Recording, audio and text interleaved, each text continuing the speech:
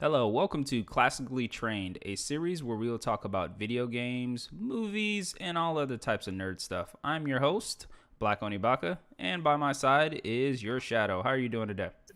Good, I'm doing good. How about you, Ani? I'm doing fine. So, tell me, since the viewers are pretty new here, but tell us about yourself. Well, I am the leader of Extreme Defiance. I've basically been into competitive gaming for the last 13 years now. Started back in Halo 2 and just have been going on since. Oh, that's nice. As well as me, if you guys don't know me or seen my face on the internet, I'm a casual gamer. I make YouTube videos from time to time, but nothing real serious. I also stream. There will be links in the description for both of our streaming channels as well as YouTube channels. But let's get right into this podcast. And the first game we're going to be talking about is Call of Duty World at War 2. What I meant to say was Call of Duty World War 2. I'm sorry, I said World at War. What fucking game was I talking about that's World at War? The Treyarch Right here. World at War game, Okay. which was All right. way back after, pretty sure Modern Warfare. If I'm not mistaken, it was Modern Warfare. Then it went World at War, then MW2, then Black Ops, Man, you MW3. play Call of Duty way too much. I just like to know my video game history when it comes to stuff like that. Oh, shots fired. Is that what it is? I'm pretty sure you're like that with Dota or PC games, whereas I Okay. wouldn't know jack crap about some of them. Touche. All right, let's jump right into it. Call of Duty, everybody knows that Call of Duty dropped, I want to say, what, 2 weeks? 2 weeks now? 2 weeks ago? November 3rd, yes. Yeah, so about 2 weeks ago. So it's been pretty big. Zombie mode, multiplayer's been really good. I mean, there's just a ton of great aspects. I heard the storyline as well is pretty decent too. I mean, you have the game. I don't particularly have the game, Shadow. So tell me about it. The story is actually pretty good because it does immerse you actually in the time period and in the war itself. I mean, there are certain things you have to do, like hold a spot, kill all the enemies that keep coming, and stuff like that. Kind of like normal games where they have you do stuff like that. But I haven't actually beat the whole entire campaign yet, but so far it's been pretty good. I like the immersion of it. So story-wise, do you see any big actors or know any particular people that are in the storyline at all? Yeah, there's actually a Hawkeye from the Avengers is in it. Wait, He's really? actually in that. Yeah, he's a sergeant. He plays the sergeant. I forget his name, but he does play your acting sergeant So in they that. got the facial reconstruction on him and everything, or is it just the voice? They have the facial of him. They did a face scan, body scan, and everything like that for him. Well, that's what's up with him. Well, at least he's getting work because he sure as hell not getting work in the Avenger movies. Oh, Oh, I mean there are other actors too, but I just can't remember their names. Like Zeusman is played by a pretty well known actor as well. okay. But multiplayer wise, let's get right in that because I know there's two multiplayer modes, at least two big different multiplayer modes, which is the I think Warzone or whatever they call it. War mode, yes. Yep, there you go. And obviously the zombie mode is there, but it's a little bit different. Let's go into the big thing is war mode. That's something drastically new to the multiplayer. Why don't you tell me about it? Because I know you've been playing that. So war mode is a 6v6 and it has objectives, kind of like how Overwatch has objectives as well. There's different maps and each one has its own different starting objective, second objective, third and fourth objective. Like Operation Neptune, you have to escort 2 out of 3 tanks to the end zone for the first objective. And the second one, you have to go and grab fuel and 3 cans of fuel and bring it back to the tank. Then you have to escort the tank all the way to the end point. So You have, of course, 5 minutes for each stage as well. okay, so I was getting ready to ask that. It's like how long are these objectives, targeted? So 5 minutes each stage. So about each map can range from about 15 to 20 minutes, correct? Yes, and like each objective though, all as well, you can get into overtime too. Wow, Yeah. they're pulling Yeah. shit from Overwatch, aren't they? Yeah, Wow, definitely. hey. As well too, I heard that the lobbies are a little bit different too, which is a big plus. They have lobbies now in like battlegrounds, where it's open. You sit there, you talk around, you can run around, and then you'll load into the game. Is that correct? Yeah, they actually have a headquarters mode. Like It's called headquarters. So basically, let's say in between each game you want to go check out your new contracts and stuff like that. You can press the option button or the start button, depending on which console you're on, and it'll take you to, like, let's say the tower, like in Destiny 2. It'll be something like that. It'll be a social space. Okay, that's what's up. That's what's up. It seems like Call of Duty is doing, doing their thing. I'm actually surprised. Yeah. It's actually pretty nice too, because you can actually be in there with your whole entire party that you're in the game with. In between games, like you can just go, all 6 people can go into the social space together instead of just sitting in some ridiculous lobby looking at words on the screen and stuff like that. Yep. Like they even have a firing range too, that you can test out the guns and their effective ranges and whatnot. Hey, damn. I got nothing to say on that. That's all positives right there. Is there any negatives to this game? The hit detection and hit registration, yes. That is like the biggest negative to me. Like, I can be using an STG-44 against a person using the same gun at the same range, and sometimes it will take me 6 shots to kill the person, whereas it takes them 4. Would that just be based simply off of recoil, or are you just talking about just literally just hit detection in general? Like if y'all guys are face to face, just in general. Like for some reason, it feels like the hit detection and hit registration is just off. It'll be like one game it'll be nice and crisp, and the next game it'll just go all over the place. And even the recoil on the grease gun, in my opinion, is the most inconsistent weapon in that game. Very inconsistent. The grease gun. What is that? Is that a rifle, handgun? It's an SMG. SMG, and it's called literally the grease gun. Yep. That just sounds horrible. That it's that it's so sporadic when hitting, and it's called the grease gun. That's interesting. Yeah. Contradiction. Yeah, I know, right? But yeah, so I definitely know a lot about the zombie mode because I've watched a lot of YouTube videos on it. Even though I don't have the game, that's sort of how I get my, everybody gets their general information, YouTube videos and everything like that. Zombie mode, I mean, in my opinion, zombie mode is fantastic. I love it. I just love the sheer gory aspect of it. It's a lot more darker, at least from what I've seen. It's not as futuristic compared to the previous ones. I mean, one, you went to the moon and all this other gay shit, and then there was what you was in a theme park with mechanical stuff. But this one is a lot more grimmer and just a lot more dark, in my particular opinion. Would you say that that's the same, Shadow? Oh, definitely. Like I love that fact that they added certain bot enemies in there. Like they have this one enemy. He has a big old blade on his hand, for instance, and he walks very slow until you shoot him in the head, and then he gets really, really angry, and then he charges you basically. And he can charge for a while. Like you could run probably about 50 meters, and then he'll attack even though you're not in front of him. He'll do his attack, or else he'll run into a wall or something. That sounds like a lot from a character from Left 4 Dead, where you shoot him in the head and he just rages out and come towards you. They also have a big flamethrower guy too, which he's really annoying to kill because you can either like shoot him full of lead, or you can shoot his flamethrower tanks, which will cause an explosion.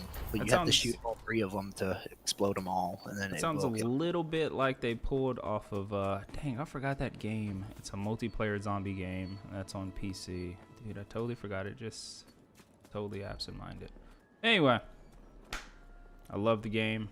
I like that game. I mean, they even have like Easter eggs in the game too for zombies. Really? I've done the easy Easter egg, but I've yet to get the hard Easter egg to get through it. It's what Easter eggs would you say that they have? Like Easter eggs compared to, connecting themselves to other games, or just Easter eggs? I would say just like the Easter eggs are pretty much just there. They're not from like any other game. They're not connected to any other game. They're just there for the zombies mode itself. Okay.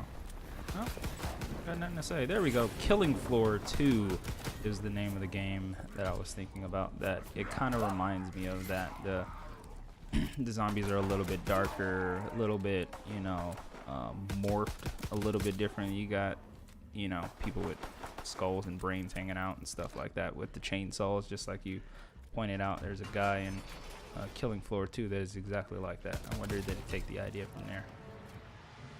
To be honest, that it seems like they took a lot of ideas from other games and put them in Call of Duty with the social space, the war mode, and stuff like that. Like they even have in the social space, you can even have emotes that you use as well. Well, no, I got nothing to say against that. That is actually, yeah, it does seem like they took a lot from a lot of things, especially the drastic thing, and well, I can't even speak today. Is the health bar? They definitely changed that out from the normal Call of Duties where you regenerate health to a more battlefield, which you Yeah, actually need that's medics and actually everything. I like that in the campaign. It actually adds like a breath of fresh air to the campaign because Hmm. it definitely changes it, like you said, from the old Call of Duties where you could just hide and then regen your health. But in this one, you actually have to get med kits from your medic, and then you can also request ammo. You can request your nades and smoke grenades So resupplies from one really, person. Yep. during the whole story mode and everything, there's obviously the main characters are not gonna die. So you have to call for ammo instead of finding it all over the place like in the previous Yep. Call of Duties. Wow. Yep. I mean, there's also areas where you can resupply, but in the story in the missions, it's few and far between. So you're really relying on your squad that you're in. Well, that definitely makes it definitely a lot more realistic than all the previous other Call of Duties. I don't And think like I've the ever came first across a mission, game that does that. the very first mission in the story mode, you're storming the beaches of Normandy. I mean, yeah, Normandy, D-Day. Basically, you're right there in D-Day, and it really is insane, dude. Like you'll see, whenever you first come in, your boat pretty much gets blown up at the very beginning. You have to jump off the side and it gets blown up. You see people getting shot at the very first sequence. Like you see a dude get his head blown right off from a machine, like a What? fucking LMG. I'm not even kidding, dude. It is insane. It's that Like it gruesome. really, Holy really crap. brings you into the moment. Oh yeah, well that's what's up. Well, since we're talking about disasters, let's transition over to this major disaster that happened this week. Battlefront 2. EA. Yeah. Oh my god. Shots fired all over the board. Battlefront 2. I picked it up on PC. I'm doing a live stream later today, which y'all guys won't be able to see it, or you might be able to see it just because, this video is going to be edited later. But anyway, um, we'll be doing a live stream. I played a little bit of the multiplayer and I've ran across major problems. Major problems that are definitely not my liking, that is dealing with the what's the word, the controversy of this game. And Yes, the that's credit saying system. light. But yeah, the real big thing that I came across was the lockouts for credits. That is a dramatic no. That is a ridiculous no. We're pretty much, in a sense, for the people that don't know anything about it, it's you play for a certain time, you get credits in game to unlock crates, sort of like Overwatch. But it times out after a while, and you have to wait a certain amount of time before you get more points to unlock more crates, and it's bullshit. Would you say? See, I'm wondering why they even put that in there, like a lockout on credits. Like that just seems so dumb. But then at the same time, they probably did it because they know certain people will just only play that for a very, very long time, and they'll But get it further ahead of other people. But that's the way games are supposed to be, though. The more you play, the further you progress. As opposed to someone who only plays for like 2 hours a day, they're not going to progress as fast as someone playing like 12 hours a day. yeah, that is absolutely correct. Like you pointed out, dude, I have no idea why they did it. It makes no logical sense. I mean, outside of the fact that EA is money hungry bitches, which that does not surprise me at all because they showed that numerous times, aka Madden pumping one out every Yep. fucking year. Exactly. They did Yes. that to NBA Live as well until they got destroyed by 2K games in NBA Live. But I mean, I just don't know. I was hoping that the controversy for this game was not there, that it was just all, lies, that they fixed it, but apparently I was wrong. I was majorly wrong. I mean, it is a good thing that they temporarily disabled the pay to win aspect, and hopefully they do rehaul it where you buy the loot crates and they only give cosmetic stuff. I really hope they do that. I mean, as of right now, it's when you open up the loot crates and everything, you actually unlock characters and mats and everything like that. So as of right now, it is still somewhat. It's not pay to win because obviously you can't pay for anything. it's more of your standard play to win, so sort of aspect. I mean, which it should be in the beginning. It should have been that way in the Yes, beginning. yes. I mean, regardless if it takes 420 estimated hours before they did the 75% cut, or supposedly did the 75% cut, it would have took you over 420,000 hours to unlock everything. I'm totally fine with that because I play MMOs. Majority of people play MMOs. Darkest Dungeon, Dark Souls. People play games like that where you have to constantly grind and grind and grind. It's fun as long as you keep adding content and everything. But Yep, yep. it's I just don't know. I'm lost for words for the sheer stupidity of the marketing of this game. I mean, Twitch is not even streaming it that much. People on Twitch is not even streaming it. Like you said earlier that Mixer, it's in the top 20, but it's just like why did they drop the ball on such a fucking big game? I just don't know. I'm lost for words. When I played the beta, I love the gameplay of it. I'll just say that the gameplay itself is really, really good. I like the shooting system and the fact that you can go from first or third person. You can have the auto aim on or off. You can manually change all that stuff. I loved it.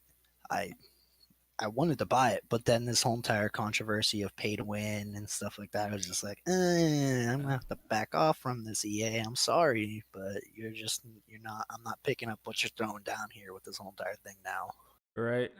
I wish I would have done that before I bought the game. But, even though after I bought the game, it's still a beautiful game to look at. The interface is very smooth, very nicely. Once you fix some editing on PC, once you fix some settings on PC, it was a little bit blurry for my eyes. But outside of that, the interface was smooth, it's clean.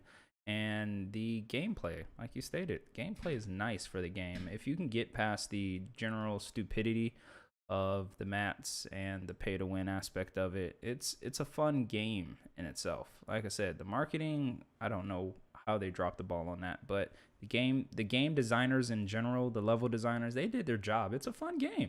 Going around starships, blowing people up, being your favorite iconic characters in Star Wars universe, going blowing people up, shooting people in the face. It's a very fun game, and I'm looking forward to actually getting into the storyline because it's supposed to be epic. Storyline is supposed to be really epic. Yeah, it's supposed to bridge between when Palpatine died to how the First Order rose to power. Yeah, it's gonna be interesting, especially playing a female character since that's something that's rarely been done outside of your slooty video games like Tomb Raider.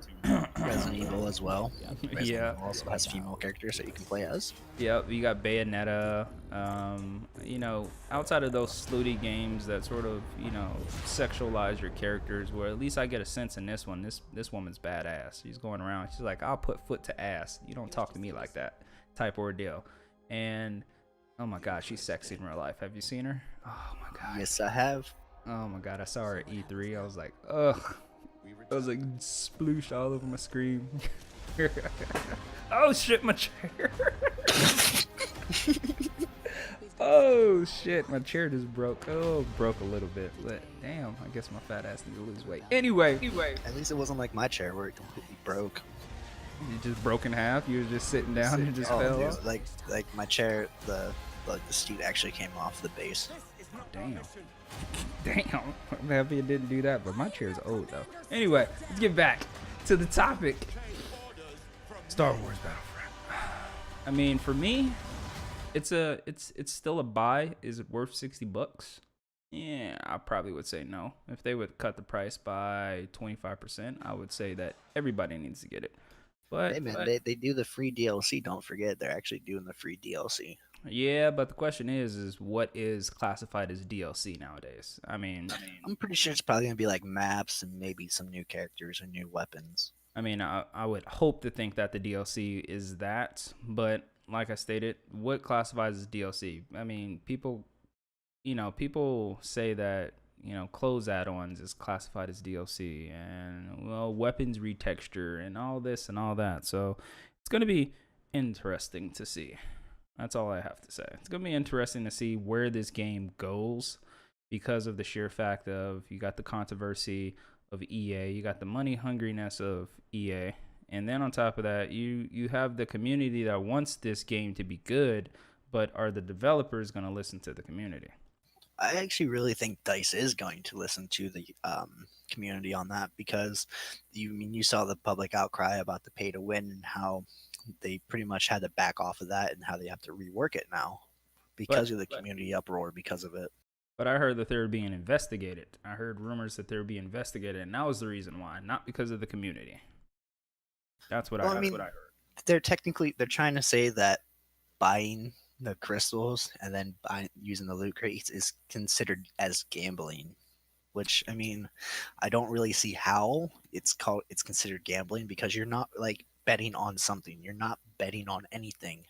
You're paying your money to hope to get something. That's not betting, you know. But that, I mean, that sure aspect of it that you just said, you're paying your money for hopes of winning. I mean, that kind of is sort of gambling if you think of like slot machines type ordeal. Would you consider the loot crates, buying loot crates on Overwatch as gambling?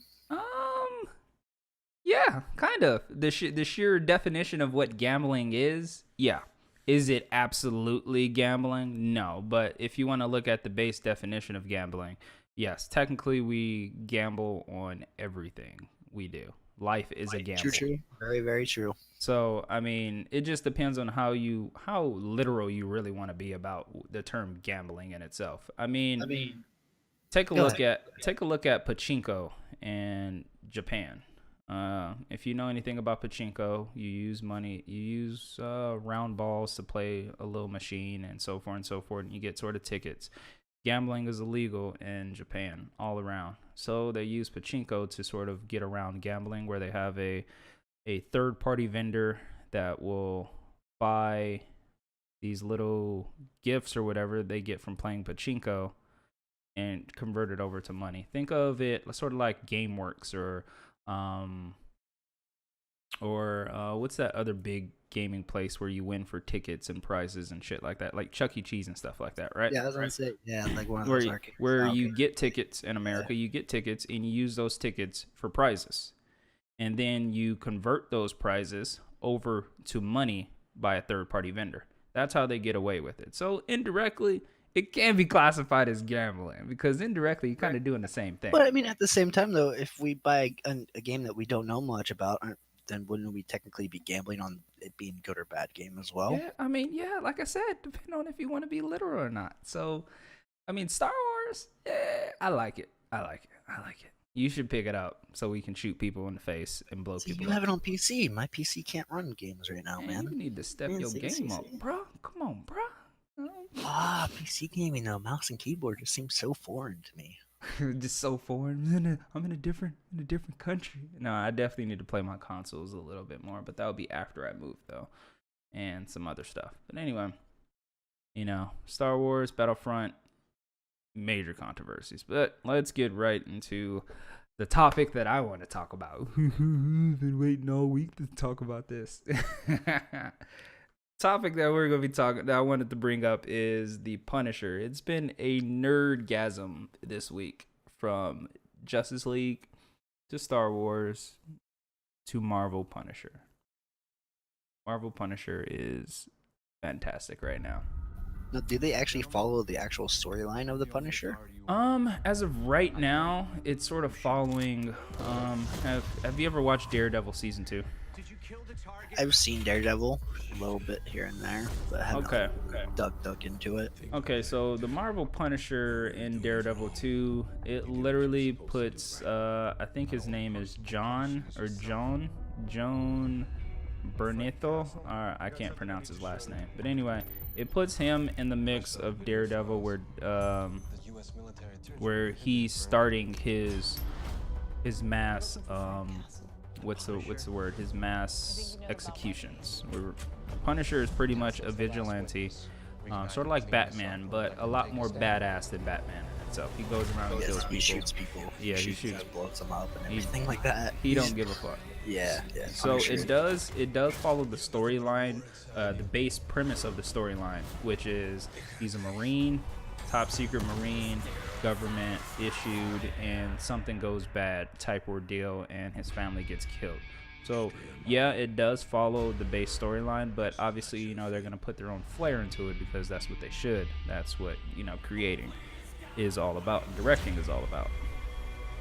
But it's a very, very fun TV show. I'm on episode 9, I think, where the twists are starting to come in. It has 12 episodes, but like I said, it's fantastic. It really is. It's all about the military and how these people are being treated. A lot of these people have PTSDs and stuff like that. And the way you learn about his family, of how they got murdered, why they got murdered, who did the murdering. There's betrayal. There's literally everything that you can want in this TV show, and it's well acted, well scripted, well directed. I mean, DC need to learn from this. That's all I gotta say on that. Well, you got to think too, like DC and compared to Marvel, DC is kind of like the redheaded stepchild of the whole entire superhero aspect comic books.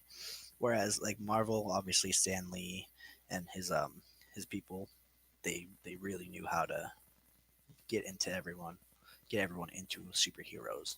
See, for me and my particular understanding of what it is, it's all comes down to storyline, and that is what Punisher, that is what Marvel, that is what every single movie that has been backed by Marvel Studios outside of the X-Men movies have great storylines to drive out their characters. And DC and Marvel X-Men are the only movies in the whole super, universe that I believe that they don't flesh out their characters well enough for us to care about it. I mean, the whole entire Tobey Maguire not Superman, but Spider-Man trilogy was kind of lackluster as far as story went.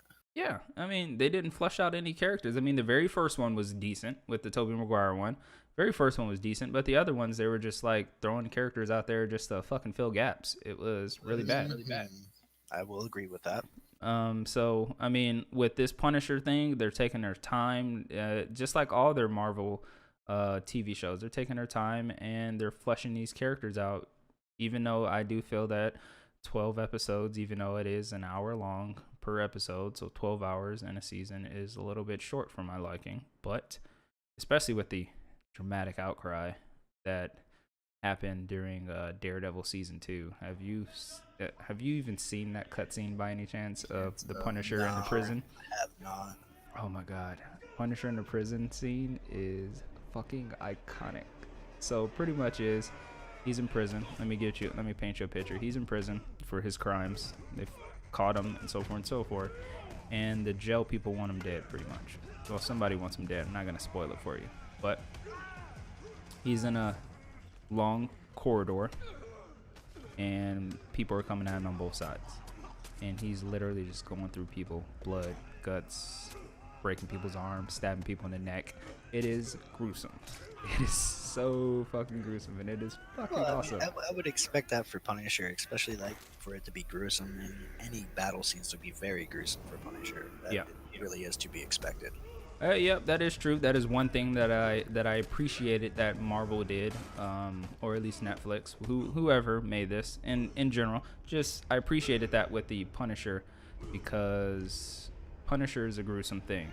Just like I kind of disliked what was that, Wonder Woman, because it wasn't a rated R movie.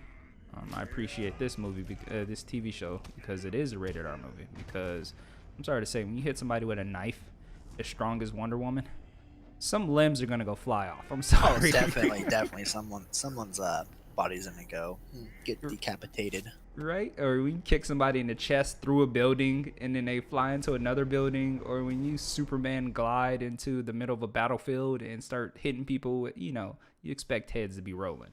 And I appreciate that in this TV show series, because he's going around just blasting people. There's blood everywhere in this. I mean, nothing as big or dramatic as the fight scene in Daredevil 2, but at least that I've seen so right now. But it's good. It's a good story.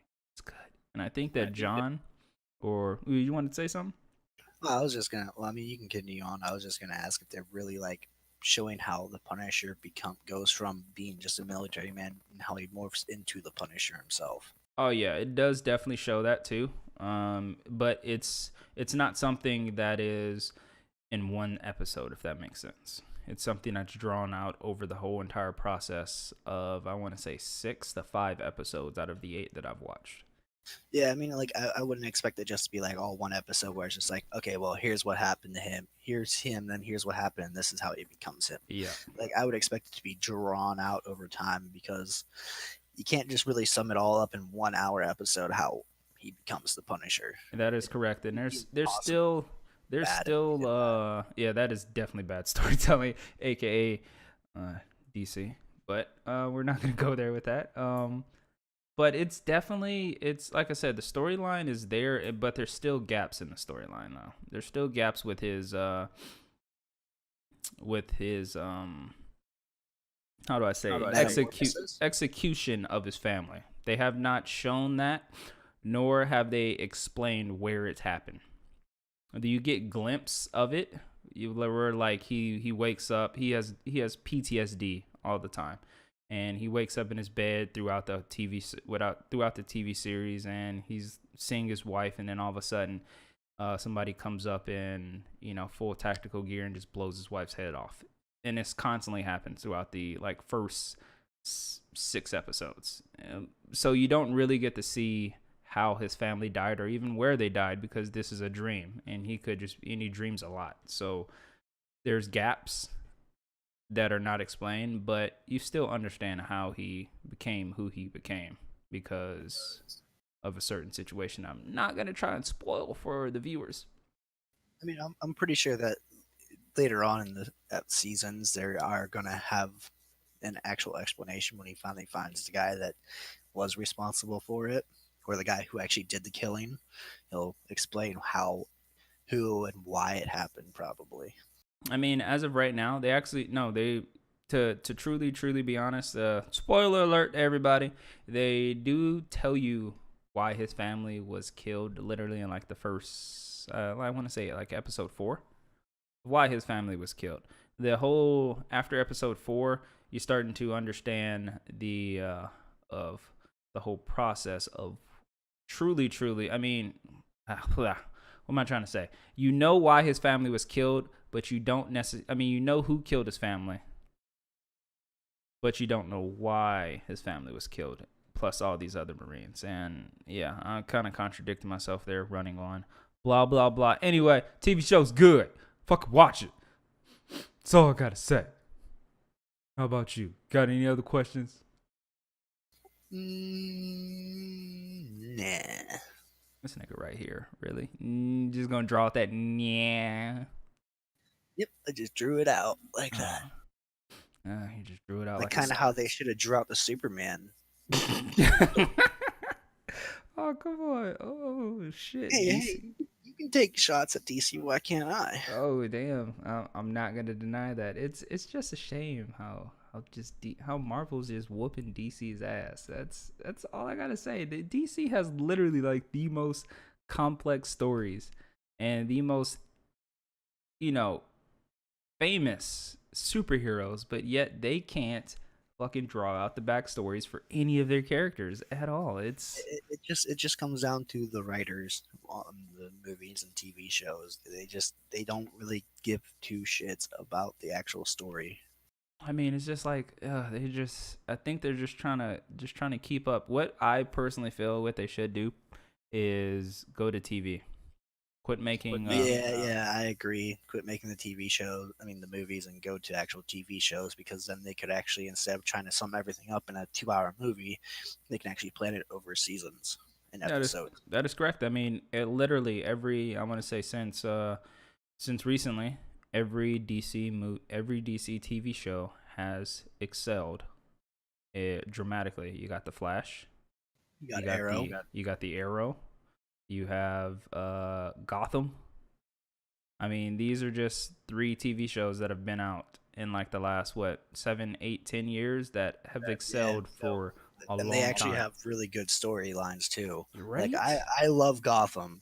I mean, this is like Arrow was good too, and Flash was even good as well. I really like Gotham. How they actually like show what's his name? Ah, Ra's al Ghul, Jim Gordon. Jim Jim Gordon. Gordon. Okay, Like they basically show it. It's basically centered around Gordon and his young career when he first started and blah blah blah. But I really like how they actually give Gordon his character, the story, and how he progresses throughout his career correct. as How he a police becomes officer. the commissioner, the Yep. police commissioner and whatnot. Yeah, I would agree. I love it. I love the storylines. I love even some of the actors in it. You have Jada Pinkett Smith in there, and her Fish Mooney is awesome. I mean, we all know what happens to Fish Mooney and Falcone and all that, just because you've watched the movies. Penguin. Yeah, we all know the Penguin. On the other hand, the Penguin, I wasn't expecting him to be as much of a political person in the Yeah, I TV show. wasn't either. I really wasn't, but I think the way that they made him though actually was really good for this TV show. Yeah, I would agree. I would definitely would agree. And then you have the Riddler. It just comes into effect that like all these characters and everything, that Jim Gordon is the main one to truly come across them before Batman. I mean, they even have in some of the episodes even have talk about the Joker, or at least the first Joker, who started a whole cult.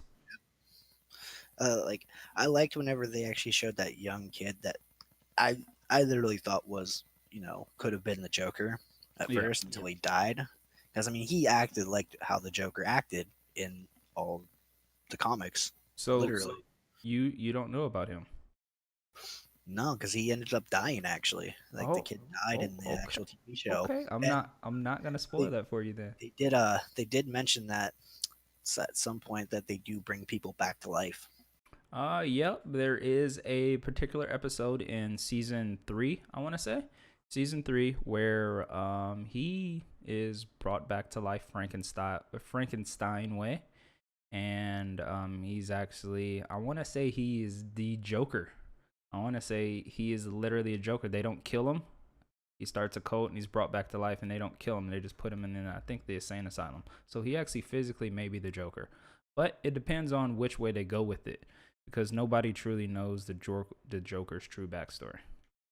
So Yeah, they even say the Joker is an unknown person. They have no idea who he yeah, really is. there was a comic book though that did make the Joker, gave him a backstory, but it wasn't an official title to it.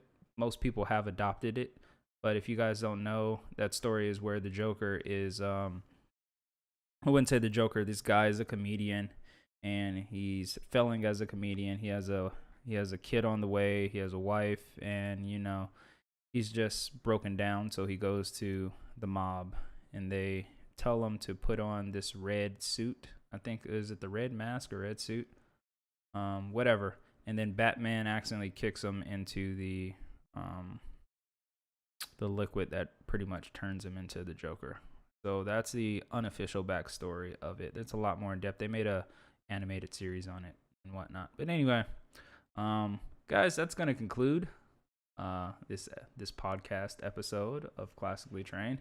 I mean, we've talked about a lot of things. We rambled on a little bit too much. Would you say we rambled on a lot?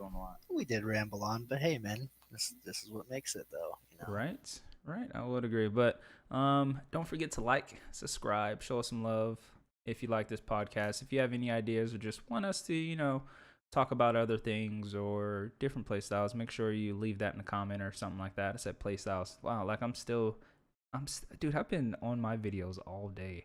I've been messing up my own videos all day. This has been so bad. But like I said, guys, thank you guys for watching. Thank you guys for showing the love. Till next time.